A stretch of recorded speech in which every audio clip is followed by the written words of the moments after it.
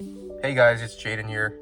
Today I just wanted to make a quick video on how to install a Helix URC3 or URC.3. This controller basically controls your amplifier, DSP, whatever you want to call it. So you have two knobs, one mode button. This has two positions actually. This is position number 2, goes in like that, and then position number 1. So you can control between two modes within your amplifier.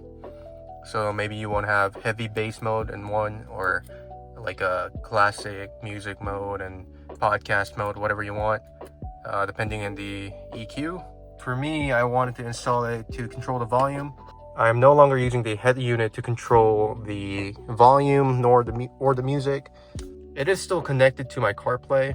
I'm just streaming music directly off of my if you can see right here, my FiOK3, it's feeding music directly to the DSP using an optical cable, and this USB-C cable plugs into my phone so I can play FLAC or ALAC files without any losses or any kind of EQ the head unit puts on before it gets to the DSP. I found that this method, plugging directly into the DSP instead of using the head unit, to deliver a lot more clarity, and you actually hear a lot of that background instruments a little more. And I really didn't like how the CarPlay unit does not support 24-bit or anything higher than like 24,000 bytes per second, something like that. I'll make sure to put it in right here, the actual bit rate. This other end of the wire plugs, try to find it. So this is the other end of the wire. This plugs directly into your DSP, so you can control it with your remote. I was trying to find the right location to plug this in or install this. I will probably end up installing it right here and run the wire underneath here all the way back to the trunk, so I don't have any wires visible. I wanted to mount it here to make it a little more stealthy, I guess, but since I have Alcantara on this side of the center console, I didn't want to mess it up.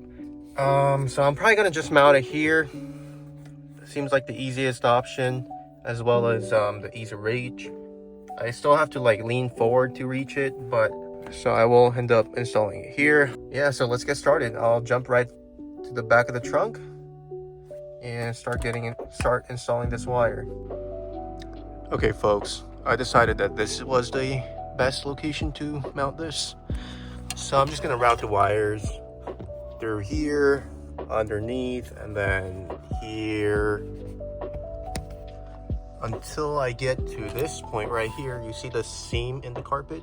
I'm gonna put it underneath the carpet, run it across, pull it out right here, and then go from there towards this towards the back and to the trunk where the DSP is.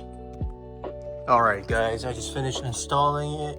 So it goes from there underneath here, underneath the seat, comes out right here, goes all the way to the back. I did have to remove the rear seat for a second.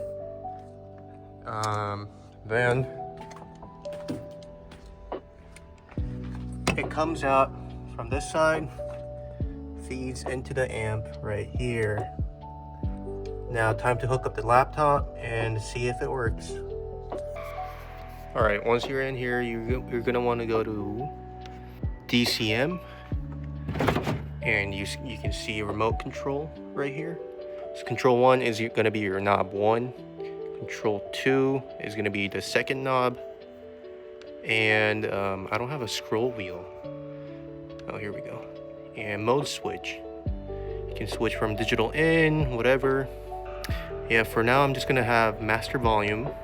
Oh, you have to enable it first. URC, master volume. Control 2 is going to be, let's do digital volume for now.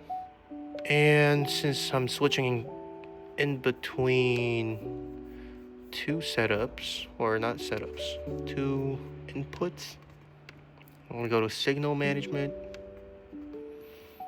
automatically via signal detection. Yeah, I'm gonna bring this down to 1 second, as well as main input release is going to be 1 second as well. Yep, that should be good. Let me test it out for now, and we'll be right back. I have the first knob set to master volume, and the second knob is set to adjust subwoofer volume. So that basically means these two underseat subwoofers, you can't even call them subwoofers, they're only 8 inches. So this dial adjusts that volume. Subsequently, I increased the gain level on these two woofers because I can adjust them here. So usually I have it set to almost in the middle, and if I want extra bass, that way I can just crank it up instead of going through the head unit. So that's about it. The mode button, I disabled it because I don't have the need to switch between two setups yet. So maybe I'll change that. But so far, you can see this wire is the only wire visible, and I have everything routed underneath. Even down here, you don't see anything. So if you guys are having issues with the CarPlay unit downsampling your audio, if you're playing FLAC files or any kind of ALAC, whatever, right? You guys might want to pick up one of these and plug your phone directly into the DSP. That way you're experiencing zero sound degradation. A lot of people actually recommended going with a DDP, digital to digital processor, because analog to digital processing is done on the amp itself, the DSP. So by adding a DAC, it's actually doing 2 jobs, whereas you can just do one single conversion in the DSP. But this is what I had laying around, so this will do for now. Yep, that's about it, guys. I hope you guys enjoyed this video, and I'll be back with more interesting content or tips like this. Thank you.